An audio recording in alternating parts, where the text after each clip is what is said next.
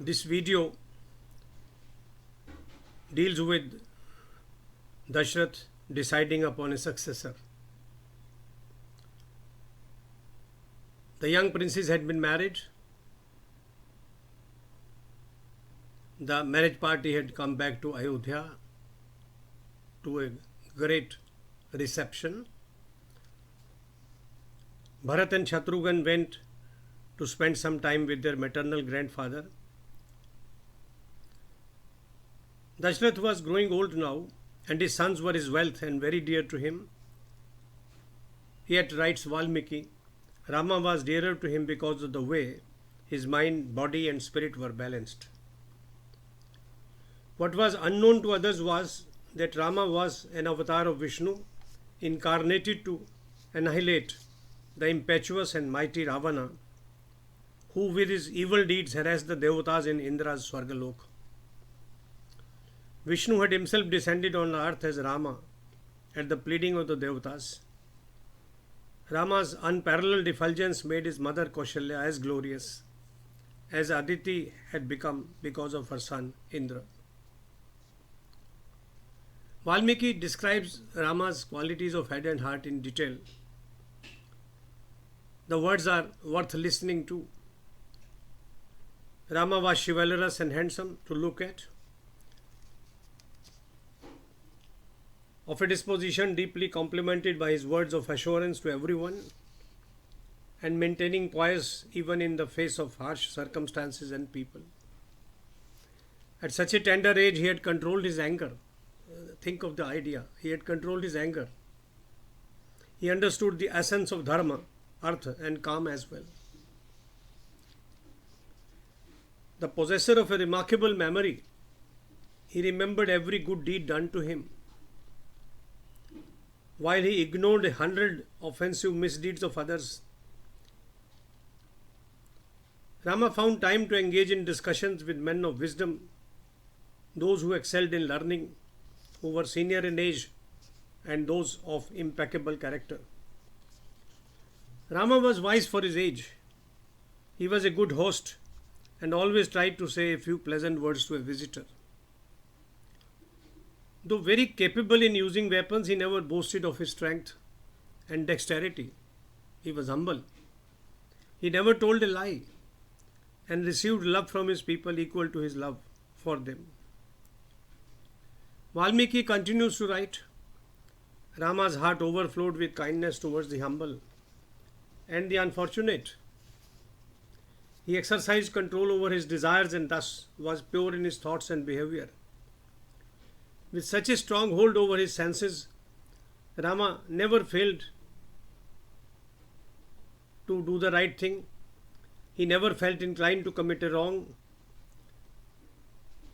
He never failed to prohibit an evil deed. Like Guru Brihaspati himself, he could argue well in favor of justice and a fair approach towards men and matters.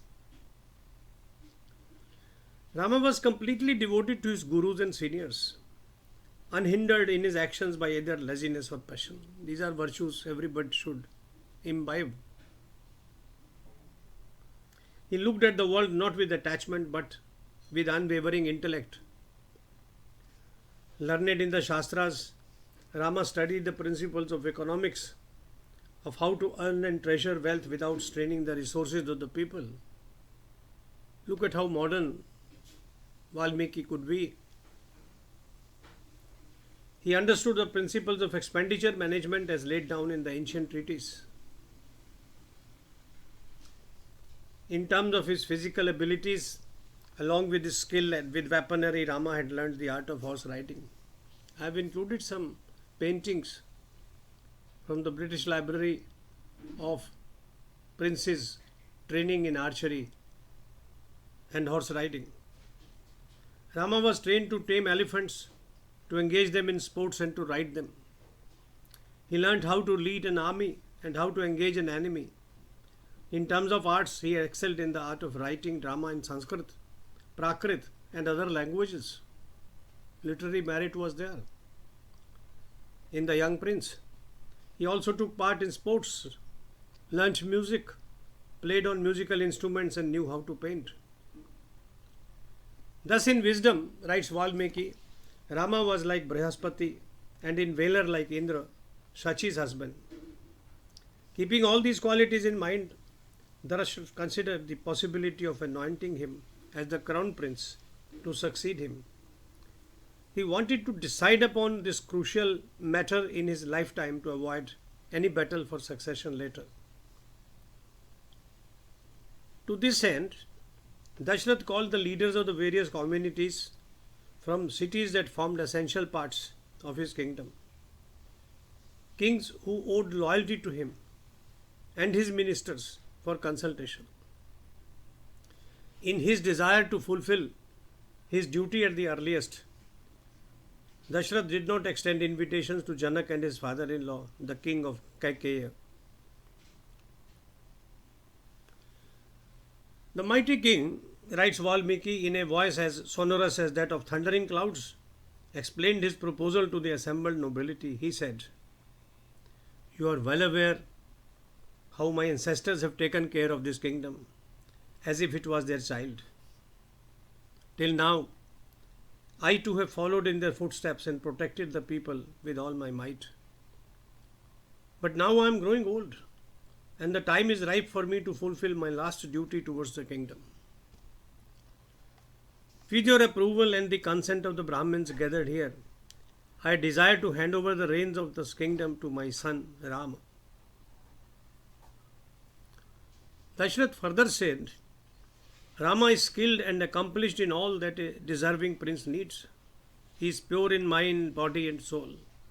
I propose to anoint him as the future king tomorrow, when the constellation Cancer is in the ascendant. I am sure that Rama would turn out to be a benevolent and worthy king for his people and the kingdom. If my proposal meets with your approval, grant me this request. If not," he was being very democratic, "if not, I seek your guidance to proceed in the matter. And advice from an impartial mediator is always welcome." What a statement of policy and social behavior.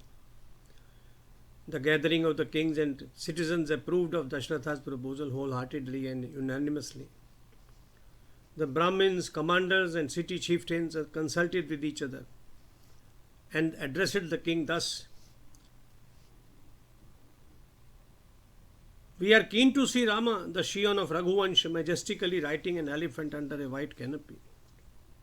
He is truthful and a man of principles. He has maintained a fine balance between dharma and earth. He delights the praja like the moon. He is by temperament forgiving like Prithvi." Notice the similes. He has the wisdom of Brihaspati and the valor of Indra. Rama is aware of the duty cast upon him by dharma. He has a remarkable character himself and does not seek to find faults in others. He offers solace to the oppressed, gives assurances to the needy, is soft spoken, does not forget an obligation, is gentle by temperament, and is of a stable disposition. They continued, "Rama has the potential to defend the entire universe. With his virtues, the prince looks brilliant like the sun, spreading his rays. Your praja, O king, wants to see Rama succeed you as the king of Ayodhya. They pray for him and wish him many victories along with a long life.